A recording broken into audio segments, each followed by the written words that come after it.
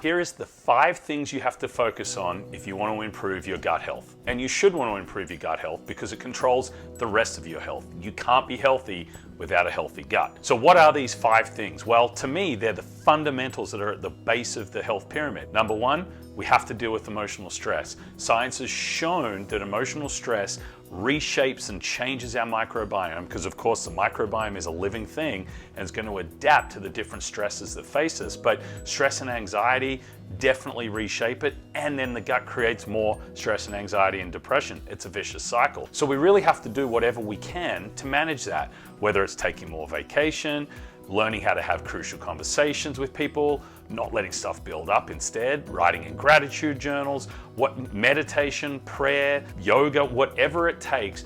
If you want to have a healthy gut, you've got to manage that emotional stress. You cannot ignore it. Number 2, we must improve our sleep. No matter what you eat, how you work out, all the other things, if you don't sleep well, you are not going to be healthy. That's when our body repairs and does so many cleanup things. And there is a huge list of ways that you can improve sleep. I've got tons of videos on that. But if we pick 1 or 2 things in particular, let's set really good bedtime routines. For an hour before bed, make sure you've got some blue light blocking glasses on to keep that blue light out. Don't read or watch anything that's going to get you stressed out, whether it's like a thriller movie or maybe it's doom scrolling on Twitter because people are going to irritate you. And don't eat 3 hours before bed. That's just a great start. Then you start sleeping better, supplement if you need to, magnesium, glycine, GABA, all those kind of things, and you'll notice the rest of your health picks up, including the gut, because once again, poor sleep equals poor gut microbiome health. Then we have exercise. Exercise absolutely changes the composition of our gut. Again, a lot of people don't think of it like this, but because our gut and our nervous system and our brain are so intimately linked, anything that affects one is going to affect the other. Exercise also helps our lymphatics and our bowels move better, which means we're going to detox better, which means our gut gets more of the bad stuff out. Now, you don't have to go and find an hour every day to hit the gym. It's ideal to move that much every day, but if you just move in short bursts, 2-minute bursts of high intense activity, do that 5-6 times a day, you've had a really good set of 10 to 12 minutes of exercise that's really going to help the body. Then as you build that habit, you can throw in some longer sessions where you get time to do it. But we must be working out frequently, and it must involve some high intensity to get the heart rate up, and it must involve strength training, at least body weight training, but ideally throw some weights in there as well, because that's what's really going to help everything move and improve the metabolism, help the weight loss, which of course then again helps the gut. It all comes back to the gut. Hey there, if you're struggling with gut health, I just wanted to let you know about my free Facebook gut health support group. You'll see it on the screen here. Just click the link and you can join that.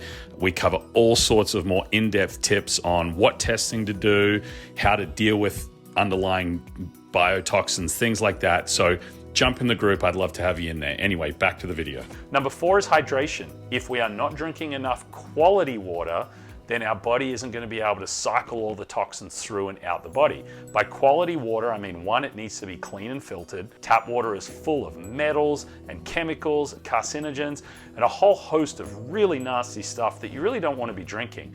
But when you filter water properly, whether you distill it or you use a reverse osmosis filter system like I have in our house, you also pull a lot of the good minerals. So then we need to get the electrolytes back in it. You can do that by adding trace minerals or just a couple pinches of Himalayan salt every time you fill up your water canteen or whatever else. And make sure you're drinking your clean water out of stainless steel canteen or glass cups. I use a company called Iron Flask. They make an amazing stainless steel drink bottle. They've got a whole host of different types. But we've got to get that water in. There's even a recent study in the Journal of Nutrition that showed that people who drink more water have less pathogenic bacteria in their gut. And these are the pathogenic bacteria that drive a lot of the gut infections that lead to constipation. So of course it's going to help our gut health and help our body detox. And then last is our diet. What we put into our body, what we eat, is either going to move us closer to health or take health away. There's no middle ground there. So we want to help grow that healthy microbiome with lots of fermented foods. We want to make sure we're eating grass-fed meat. You definitely want to get the organs in. That's probably the best part of the animal. If you're not going to do that, at least supplement with them. If you're eating a lot of plants, make sure they're plants that are free of lectins, because those lectins are going to tear open the gut, create inflammation, and create a whole host of issues in there. But definitely adding some fermented foods on top of all those other healthy things while removing sugar, seed oils, additives like food dyes and aspartame and these artificial sweeteners. If you do all of that, your gut is going to be that much healthier, which means your overall health is going to be healthier.